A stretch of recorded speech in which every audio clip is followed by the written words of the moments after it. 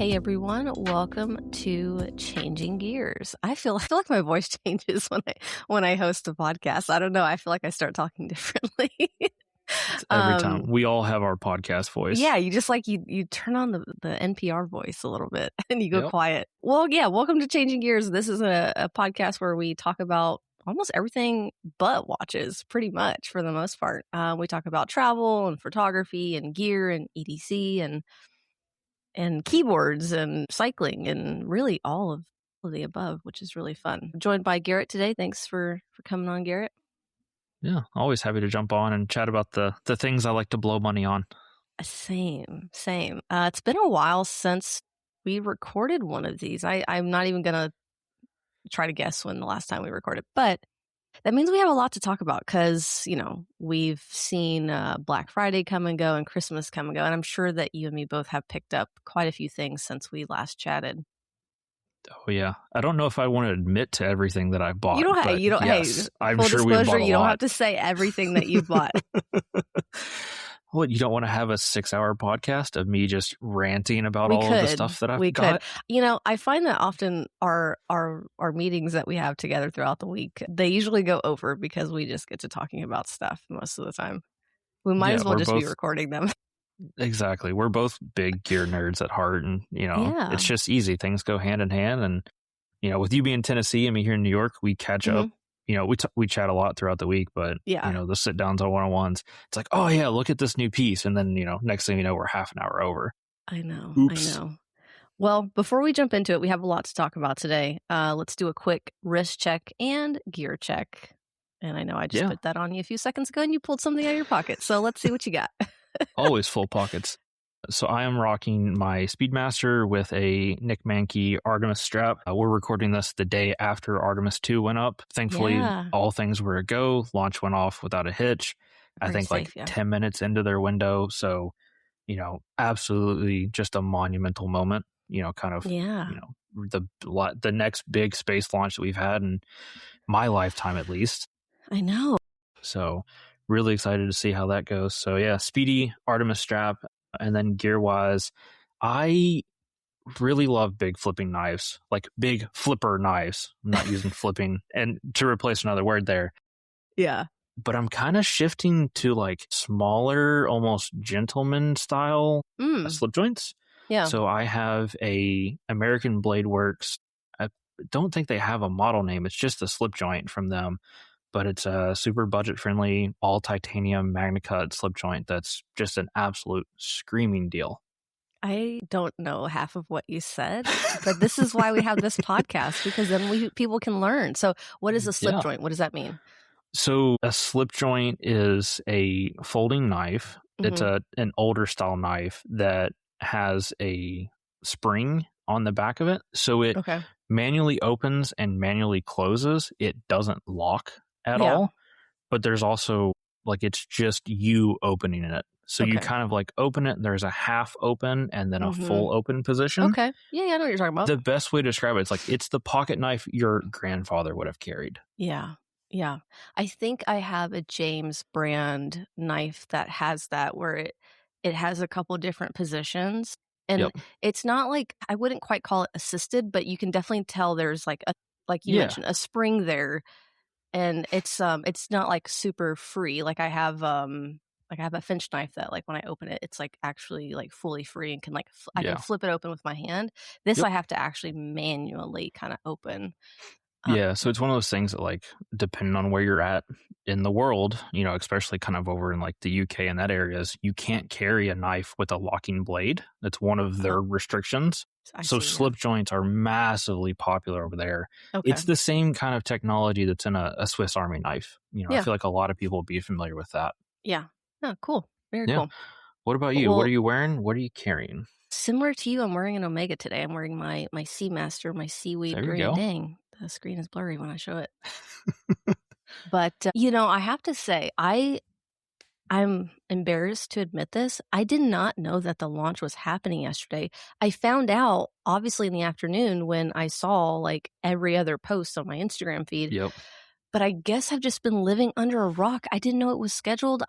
I knew of it, but I didn't know the date and time. And I guess I'd just been off of socials for several days, but I feel like I should have known more about it, but yeah, so sadly, I missed, like, watching it Well, I will say, live. like, don't beat yourself up over this. My girlfriend is in astrophysics, so we are Yeah. highly tuned in to everything space related. This is probably the worst communicated massive milestone in Mm, space history I've witnessed. It was, okay. I think, originally the launch date had gotten moved, and then it wasn't really publicized. And, like, Okay. if you dig into this is a monumental thing, and it just, whoever Yeah, I was feel doing like PR I dropped the should have ball on this seen one. this on, like, the Today Show, and I don't know, like, usually I see news articles and Washington Post and things that are coming up that are big, but yeah, for whatever reason, I just didn't see this. But I watched recaps and it was really cool looking. So yeah, Yeah, sorry about and that.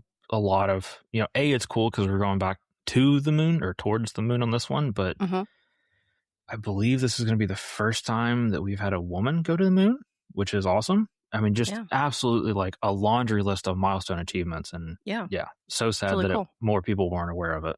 Yeah, well, we are wishing them safe travels Yep. and hopefully the mission is a success. Gear wise, I have something kind of random on my desk that I was messing with earlier, but for those that don't know, I own a Leica Q343, and with this camera, a big problem that has happened is when you attach a CPL filter, an ND filter to it, with Mm-hmm. the Leica lens hood, you can't adjust it, and you also can't shift it from normal mode to macro mode. So I bought on Amazon. This is by Freewell, Okay.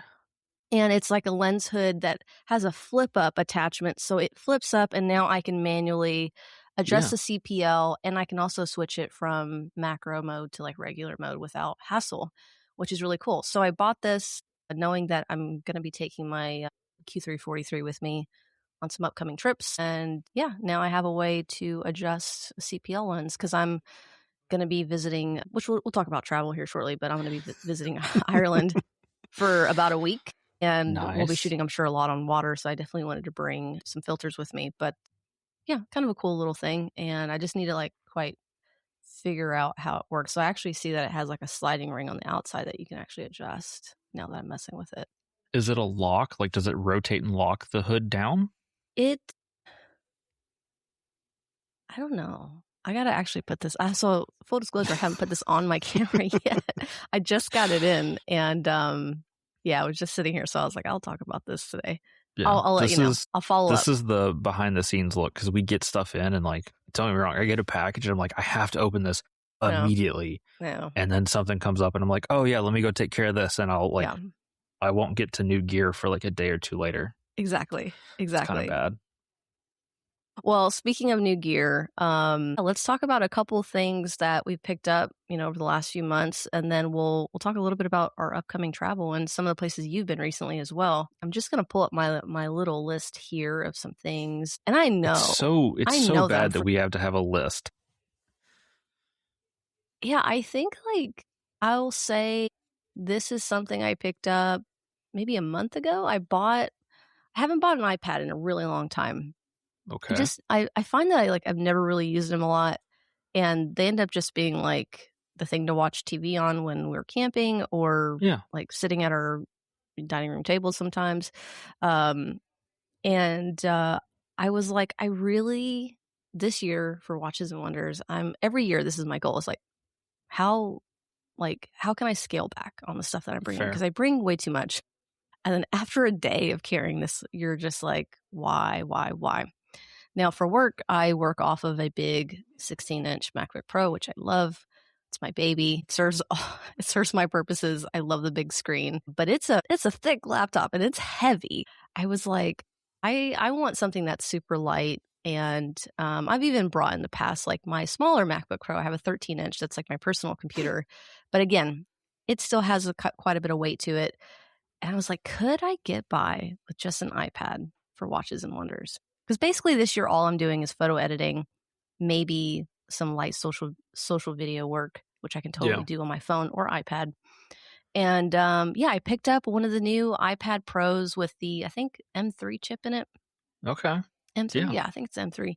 And I tested it out in Dallas, and the workflow of, like, loading photos into it, it's a little bit slower, I'll say, than, like, your computer because 'cause you've gotta load everything into Lightroom. It's gotta sync, but I think I'm probably shooting actually less, I think, at Watches and Wonders because I have an appointment with these brands. I may be walking away with, like, 10 or 15 photos that I truly need to edit at max, right? True. I can edit those in, like, 30 minutes to an hour easily. And so, yeah, that's gonna be my workflow, and I picked that up recently. I'm super happy with it. I got the one with the, shoot, I don't even know. I'm so bad. I should have had this pulled up, but it's got the new screen on it that's anti-glare, Ooh, and I yeah. I will know what you're say, talking like, about. you can work outside with that now. It's fantastic. I really That is like the matte wicked. finishing. Whatever technology they've used, they've really improved it. And you can still see obviously the details really clear. But yeah, I'm excited to say I'm like working off of an iPad. I might regret this when I have to like type articles, all night. But I did buy a little Bluetooth keyboard from Logitech that folds up. It attaches separately, so only as I need it I can pull it out and use it. But yeah, I'm kind of excited about it. I'm excited to get back into the iPad world. It's been a while since I've used one extensively, I should say. But Yeah. I mean, I've got an iPad mini that, just kind of floats in the backpack as a crap, I got to get this done, but I need mhm, a bigger screen than the small screen that's in my pocket, but not the yeah, big screen that's on my desk. sure. And like an iPad mini or a full size iPad with the pencil, granted, Mhm. it's been probably 10 years since I really tried to work off one before this. Yeah. They have gotten so much better. Yeah. Photo editing with the pencil is phenomenal. Mhm. Video editing, like, I when I do videos, I hate trying to edit anything on my phone. I Yeah. will edit in Premiere. Like, it'll take me twice as long, but I'll do it in Premiere just because I know Yeah. Premiere. And like, even the Premiere app for iPad, it's not the same, but it's close Mhm. enough, and it's miles Yeah. ahead of all of the other editing softwares that like just gets it Yeah. done. Yeah. I will say, like, yeah, that's one thing that I'm disappointed in with Adobe because let me tell you, they're stealing money out of our pockets. They charge Basically. out the wazoo for a Oh yeah. subscription. I hate that you have to pay monthly, but it is what it is. We use it extensively. I'm so like built into the Adobe ecosystem now with my workflow. I know you are too. Yeah. Way I use Bridge, I use Camera Raw, I use Photoshop, occasionally Lightroom. Lightroom's more of like my mobile on the go solution, but they've got us hooked, and they're expensive as hell. But if you're gonna charge us all this money, work on your freaking iPad apps. Because let me tell you, like Lightroom's fine. It's great. Yeah. But the Photoshop app, like it's gotten maybe 50% better, but it has Okay. a long, long, long way to go. Yeah, And I'm sure I the don't same even with try to use Premiere, that one. and I think Premiere even has, like, something called, like is it Premiere Rush? It's like a kind of like an iPad version?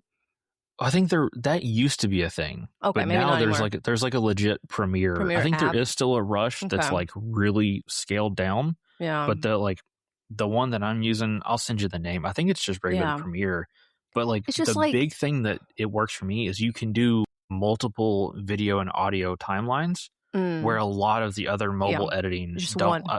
won't allow you to do that. Yeah, Yeah. totally. No, I totally get that. I might actually be using that because I just remembered I have to edit a podcast, so I'll have to figure that out while I'm there. It's fine. Figure that out. We have Yeah. Riverside probably has an app too that we could use. But yeah, I just feel like as much money as people spend on these apps, like we spend thousands of dollars at one round, like Yeah. on all of our subscriptions to Adobe.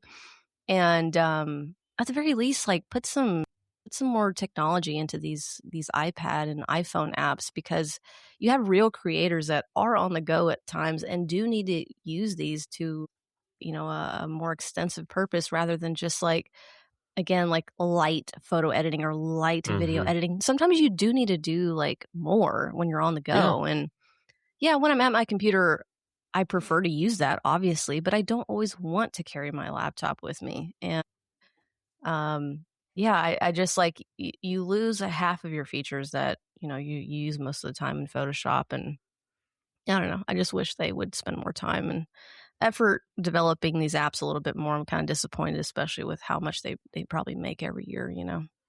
Oh yeah, I don't even want to think about that number. I know what I pay personally per month, and it hurts every time I see it. Just Yeah, yeah. I have ching, a and it's personal gone. account too. That's separate, obviously, from the work stuff we do. But Yeah. um, Oof. It's Yeah. rough.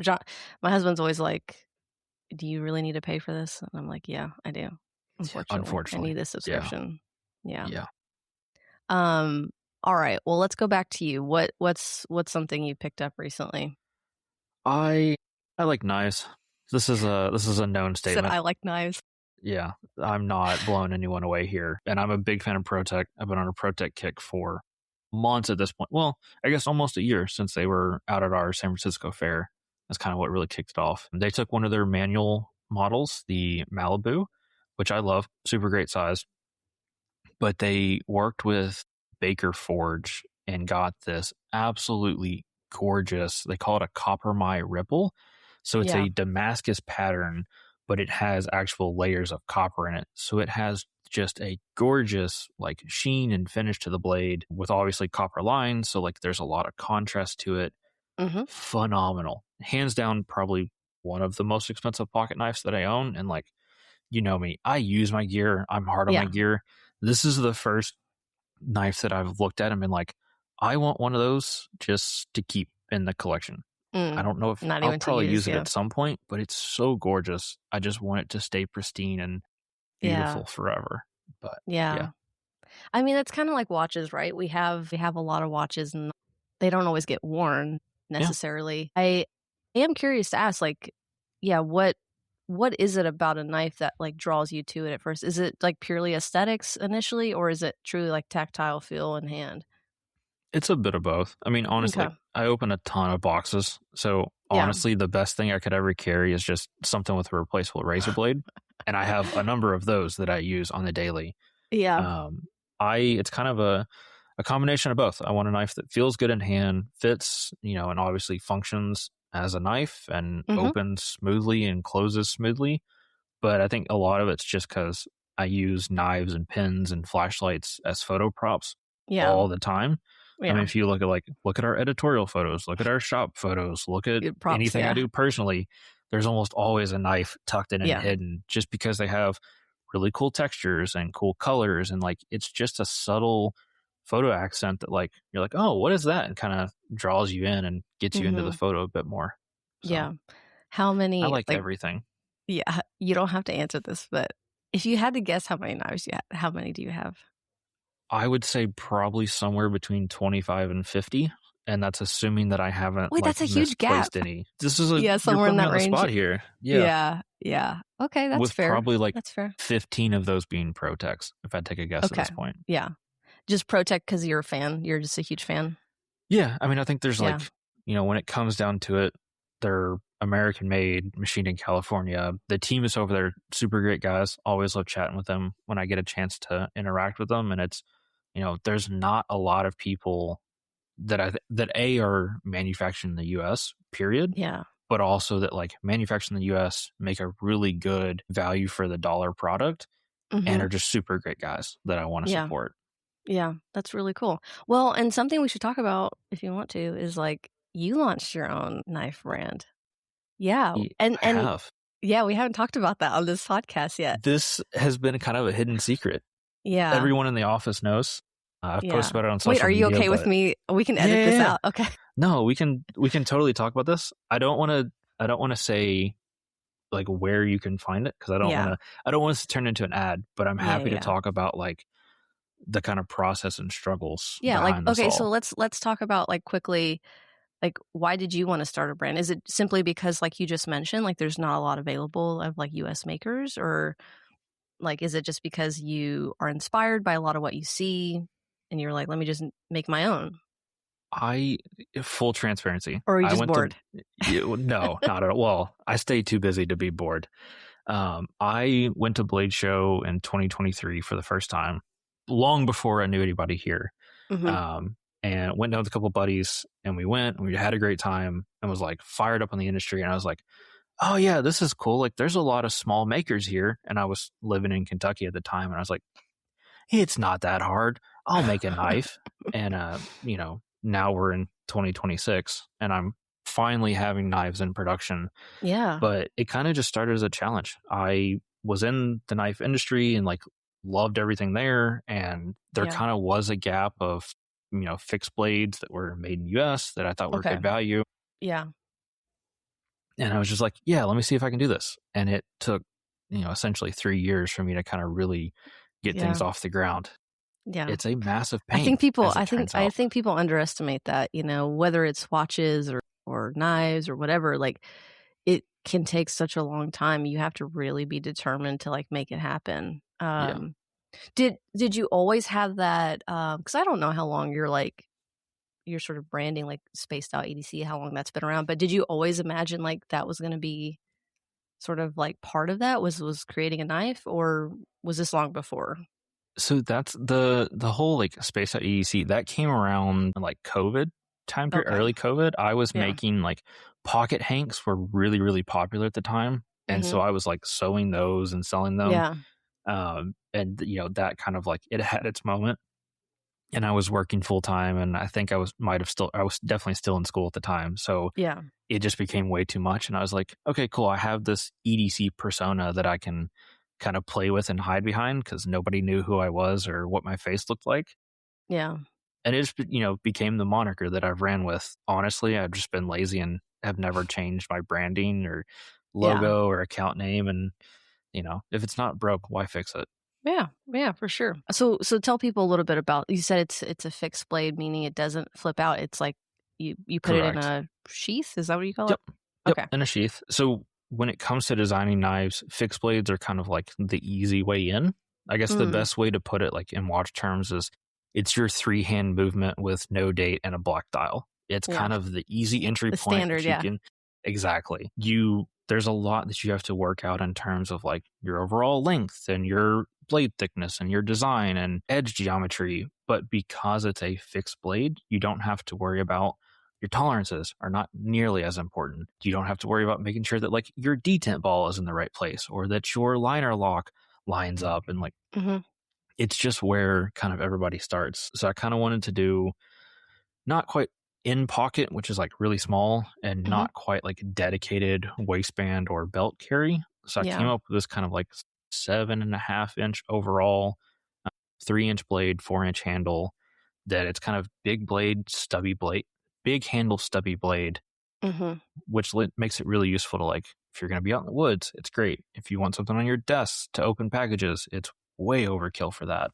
But it was kind of just, I sat down and taught myself CAD and played around and Yeah. played around. And then kind of once I had the design, the hardest part, I think with everything is the manufacturing. Yeah. There's a massive, massive gap, especially in the US, for fine steel working, I would say is a Yeah, good way that's to true. put it. Yeah. Anybody that knows what they're doing runs their own brand and is more than likely busy enough they can't take on work. Mhm. And those people that are so massive that they can take on work, everybody's already shipping stuff to them. So Yeah. it's really, really hard to kind of like, if you're not going to do it yourself, to find somebody to work with. And I've been super lucky and met a guy through a watch group actually in Pennsylvania that he does his own stuff and he was staying busy, but he had capacity. And Mhm. so, every single one of my knives is cut by hand, ground by hand, finished by hand. The scales are glued on and then sanded by hand. It's It's cool. truly handmade by one guy in a shop, but it's my design. So, That's awesome. yeah, it's been a massive, massive learning experience, Yeah. but just like an absolute milestone in a lot of ways to like Yeah, check of off and be course. like, cool, I did this. That's Now really let's cool. refine it and go from there. Yeah, so um you've had several orders that you've Yeah. fulfilled already? Is that right? Yeah, so I think I kind of like started taking orders end of last year, and like I said, Mhm. everything's custom. So the It takes first time. three it just so happened were like identical spec, but Mm, since then every one has been just a little bit different. yeah. And what is usually, like, the turnaround time on those? Ballpark, if things run right, somewhere between a month and a month and a half. I mean, that's The not too guy I'm bad. working with, no, yeah, the guy I'm working with is a full time firefighter. His name's Ryan Bingaman, super great guy. He obviously has a life and a wife and a family. And as much as I'd love for him to work in the shop all day, I also know that, I mean, A, he's a firefighter. So those are Yeah. long, grueling shifts. Oh, And yeah. he's got a wife and kids. And like, Yeah. it's really important that he spends time with them. So I don't push him hard, but he does killer work for me. And his quality is, I think, pretty fantastic. Yeah, that's really awesome. Well, congrats again, and yeah, I look forward Appreciate to it. seeing more of what you put out. Yeah. Now, I do have a question, a follow-up question. Do Okay. you think you have any interest in learning how to, like, run your own machinery and make your own knives at some point? Obviously, I know you can't do that living in an apartment in New York. Yeah, I don't But, like, think in the future, do my you see yeah. a world where, like, that's what you wanna do? It would be really fun and awesome to do it. There's just such a massive, and I mean massive capital investment that you have to get to that point. Obviously, there's a lot, like, you can grab a bandsaw and some grinders and, Yeah, do it a couple $1,000s, give or take.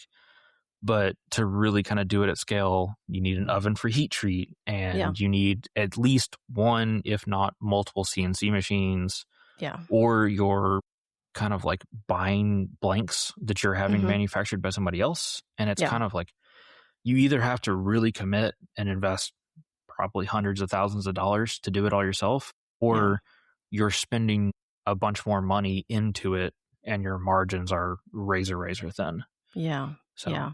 But do you have any interest in at oh, all in I'd it? love to. You would I'd love love to to, do it. okay. Yeah, Yeah, it's one of those things that, like, it's not feasible in New York. These, a CNC machine is, yeah. probably bigger than most people's dining room tables But or I a wonder, small like, car.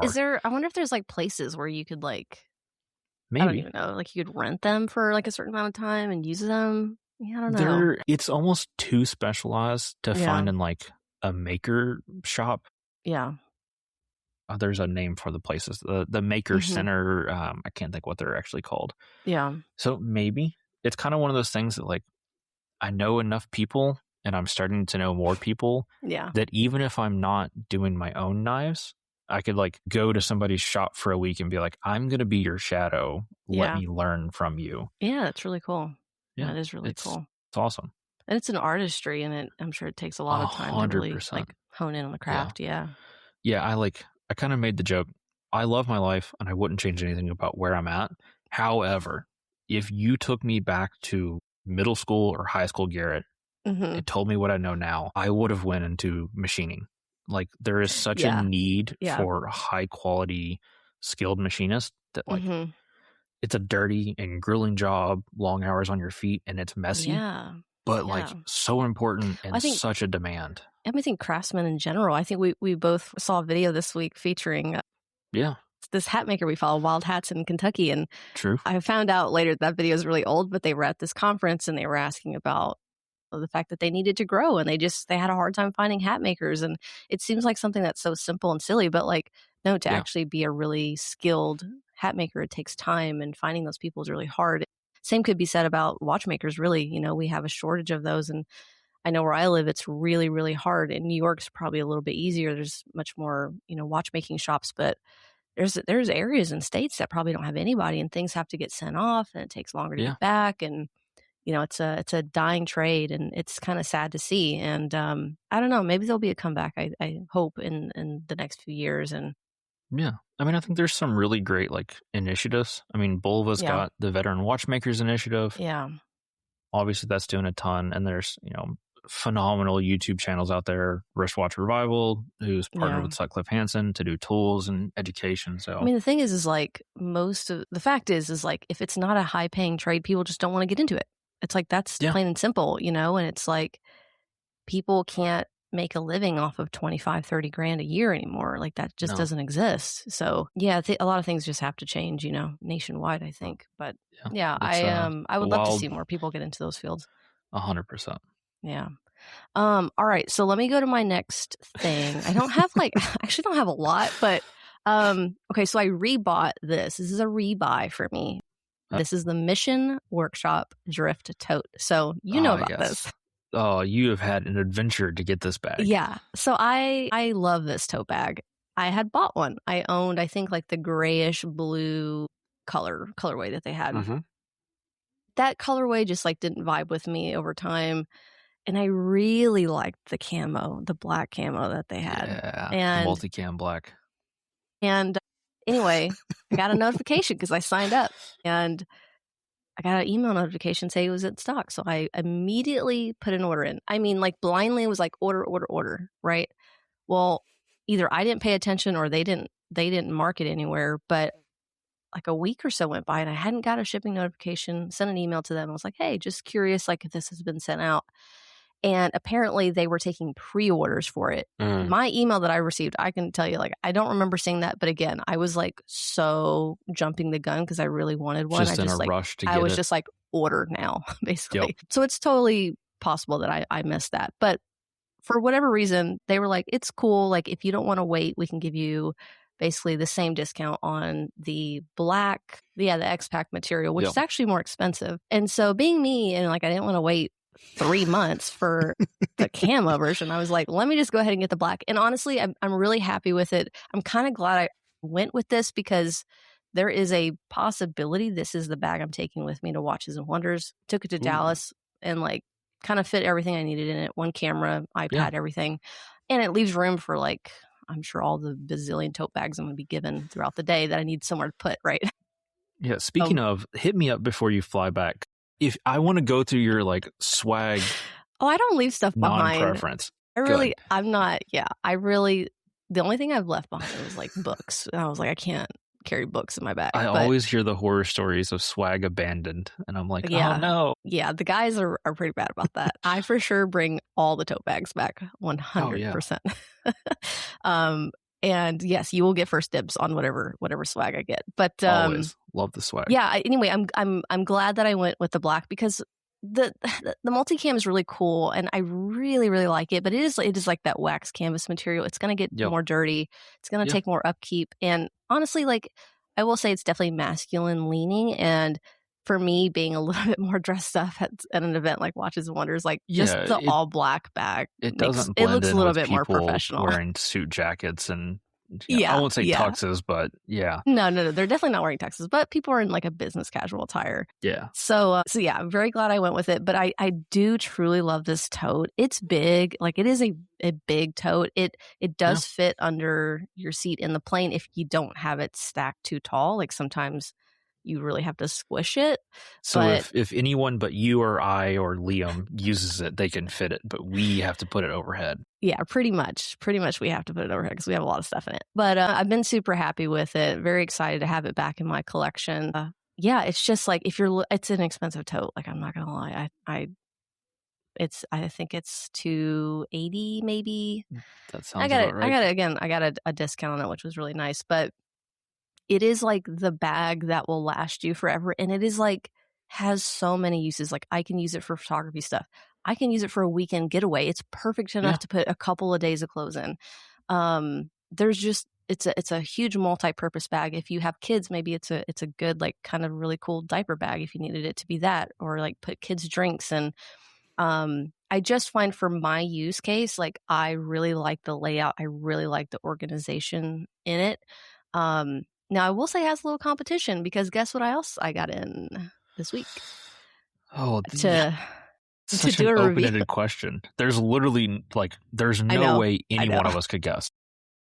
Okay, well, I'll just say I got the Topo Designs global tote bag that they just came out with. They came out with a Okay. new global travel collection, Yeah. and, they sent me this bag to review, so I have it's a smaller version of basically what the Mission Workshop is, definitely different layout, so what's gonna happen in the next few days is I'm gonna really try to figure out which one I wanna bring. Do I want the smaller bag? Do I want the bigger bag? So a lot of tough decisions have to get made. We'll see who makes the cut. We'll see who makes the final cut. But I really am impressed with the Topo bag. I like that it's a little smaller. It feels a little bit more everyday carry to me than the Mission Workshop one. But the material's super nice. They use an X-Pack material too on theirs, and it has a bright yellow interior, which I think is really nice because we're Oh, on yeah. sets, we're hunting through our bags to find cables and gears and whatever we need, and it's sometimes hard when you have a black on black bag to Yeah. find stuff. So And I it can never appreciate. fails that, like, the piece you need is the smallest solid black object that finds the darkest, deepest hole in the corner of your bag, and, like, Yeah, you have to yeah, take everything out to get to yeah, it. just dump it all. Yeah, Yeah. totally. So I Yeah. really do like the fact that they used, obviously bright yellow, and Topo doesn't they don't shy away from using bright colors, but Yeah. that interior is, like, super nice to have that for sure. So, yeah, excited about that. It's one of those things that, like, I kinda don't love neon interiors, but, like, they do a really Mhm. good job. but like Yeah. there's a happy medium of like a light gray that a lot of brands don't use, or Yeah, like a just a lighter. coyote tan Yeah, that like, yeah, not black, not neon. Give me something in the middle there that like a I little can shine a lighter. light into that, yeah, would be Totally. perfect. Yeah, totally. Alright, what's something else you picked up recently?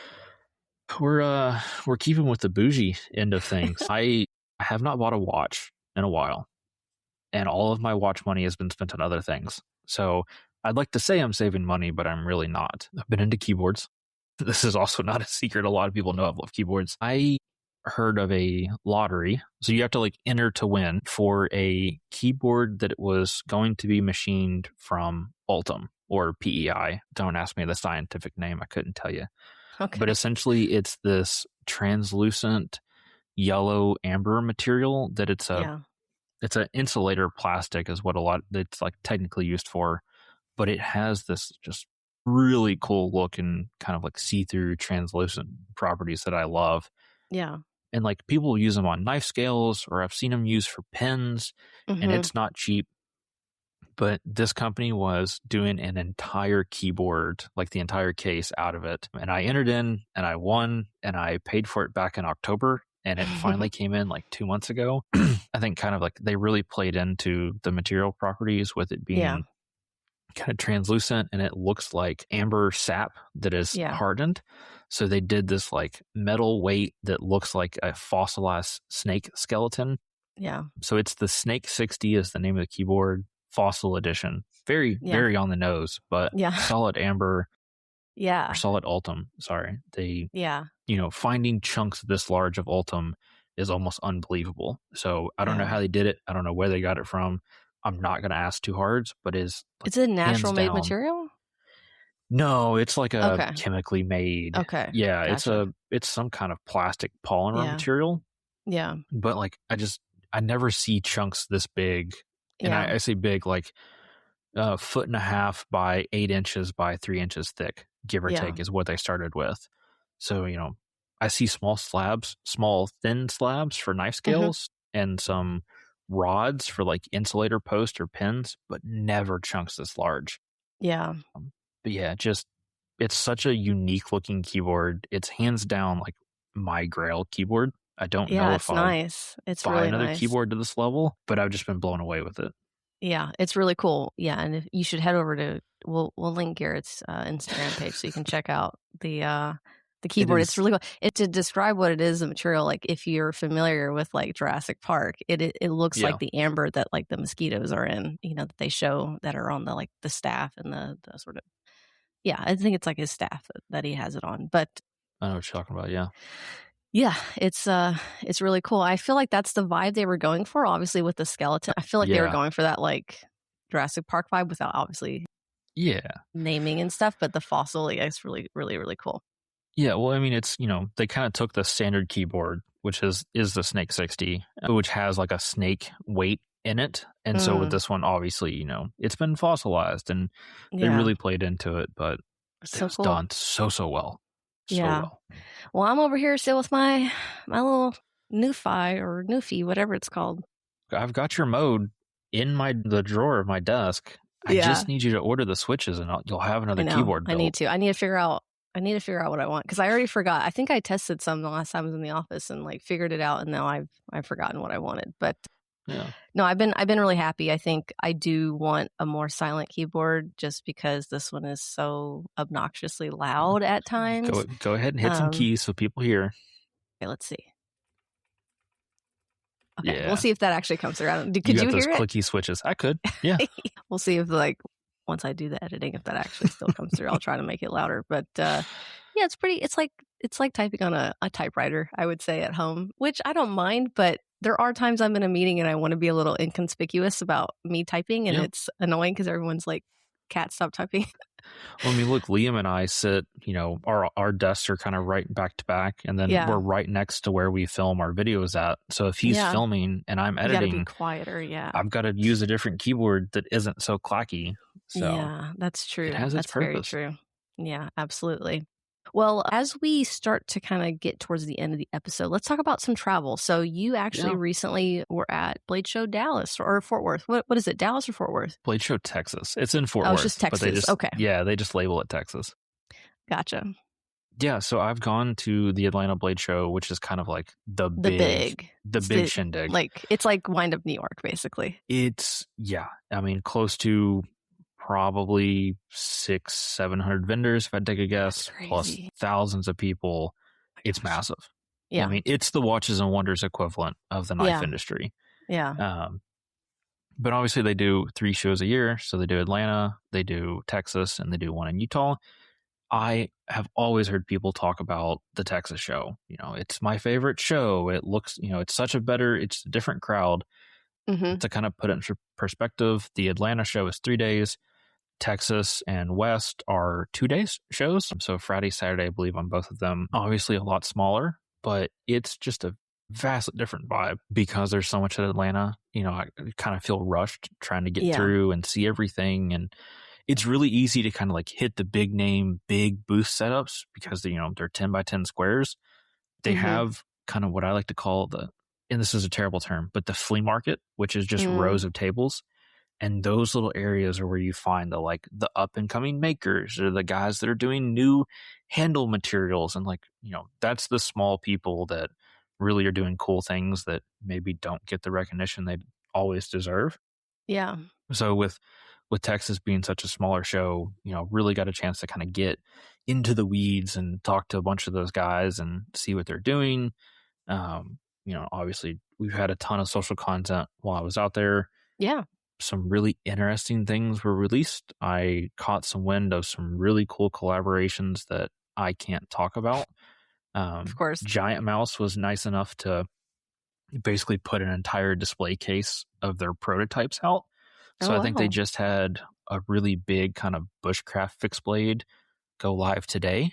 Mm. But they've That's got cool. some really, really cool folders that are coming out through the rest of the year that Yeah. I'm definitely going to be trying to get my hands on. So Yeah. a No, lot of cool you things. showcased a lot of stuff, and I think, even some of the knives you were highlighting in the social post that you were doing out there had some crossover to, like, the watch world with, Yeah. like, loom being applied, which is really cool to Yeah. see, you know?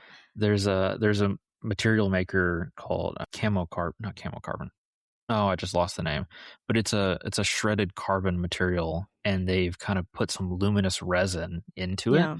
So it looks just like shredded carbon fiber normally, and then you hit it with the UV torch and it doesn't hold its glow because there's so Yeah. little of it, but when Yeah. you hit it, it glows this like gorgeous deep rich green.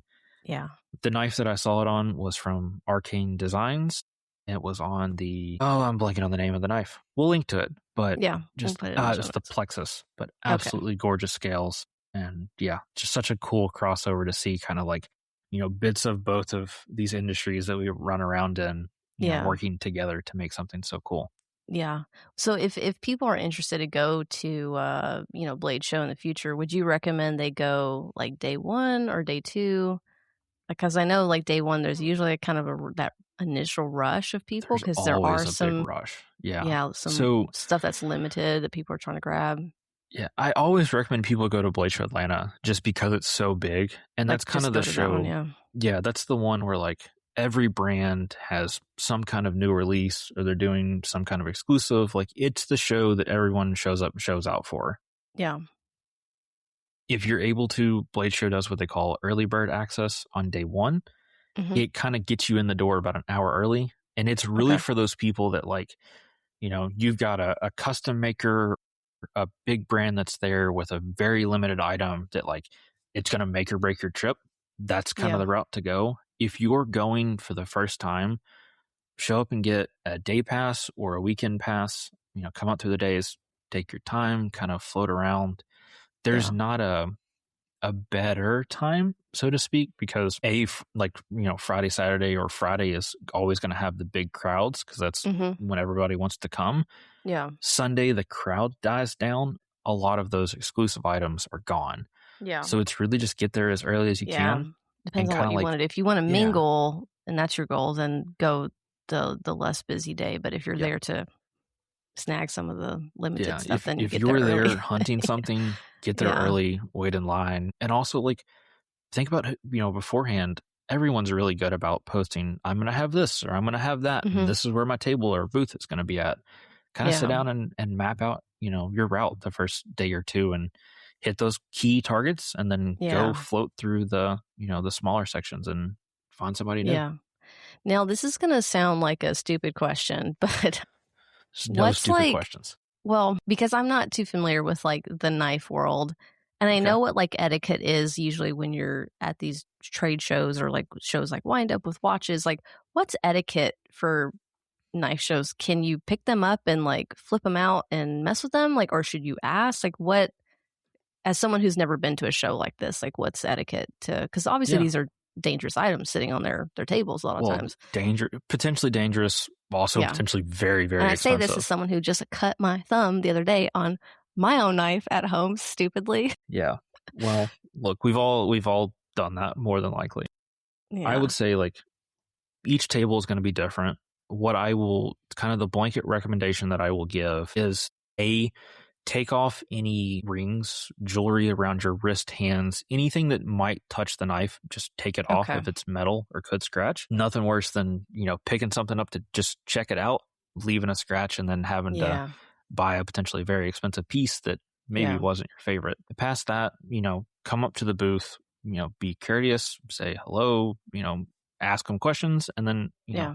unless there's a sign that says feel free to pick up, or they Mhm. say, feel free to pick anything up, ask. Most people Yeah. there are, really open. Knives Yeah. and like watches are a very tactile thing. You kind of got to Yeah. touch and feel, but it's also one of those things that like be respectful with it. you Mhm. know, Flipping a knife once, fine.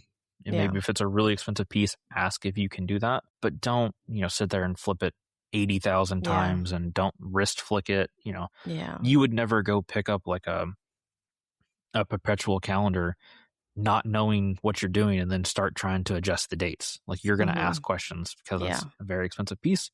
The same thing with these high end custom knives. Just ask. I mean, look, Yeah. That's fair.